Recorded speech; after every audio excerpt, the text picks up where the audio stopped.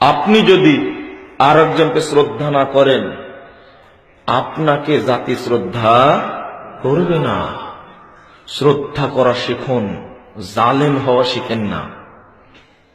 মক্কার ইমাম আব্দুর রহমান সুদাইস, তিনি দুবাইয়ের অনুষ্ঠানে বসে আছেন, তিনি বক্তব্য রাখলেন। তার বক্তব্যে একজনও ইসলাম কবুল করলেন না।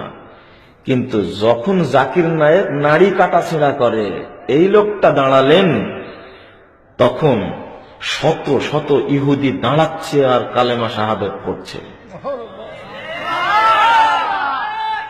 কি কি হলো?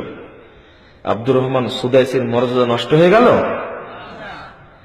আব্দুর রহমান সুদাইসি জানেন যে আল্লাহ কাকে কোন ইলম দেন, কিভাবে খেদমত নেন, কে জানেন?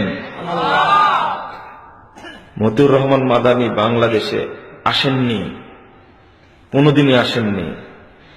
কিন্তু আমরা গোটা বাংলাদেশ যতই দাপট দিয়ে ঘুরে বেড়াই না কেন, আব্দুর রাজ্জাক বিন ইউসুফ, কাজী ইব্রাহিম, শহীদুল্লাহ খান মাদানী, ডক্টর আহমদুল্লাহ ত্রিশালী, ডক্টর মুসলিউদ্দিন, যত বড়ই পণ্ডিত হোক না কেন, বাংলাদেশের বাঙালিদের কাছে পরিচিত ব্যক্তির নাম মতিউর রহমান মাদানী। স্বীকার করতেই হবে, হিংসা করে 5 পয়সা দাম নাই। ওই দাম মামে বসেতে বক্তব্য দেয়, ঘরের মধ্যে বসেতে মাইকের সাথে বক্তব্য দেয়।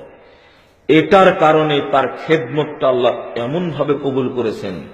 আল্লাহু আকবার। আমি ভাবি বাংলাদেশে আসে না, টেকনাফ থেকে তেতুলিয়া পর্যন্ত যেখানে যাই সেখানে লোকটা বলে আমি প্রথম মতিউর রহমান মাদানীর বক্তব্য শুনে পরিবর্তন হয়েছি। কই, আমরা তো বাংলাদেশে আছি, কত ঘুরলাম, চিটাগাং গেলাম, সিলেট গেলাম, ভোলা গেলাম, ফেনী গেলাম, বরিশাল গেলাম, ফরিদপুর গেলাম, শরীয়তপুর গেলাম, বরগুনা গেলাম, কই আমার কথা তো কেউ বলে না। এক চট গালি দি একটু মতিউর রহমান মাদানীকে। কি কবুলিয়াত চিনেন না আপনি? এত হিংসা কেন?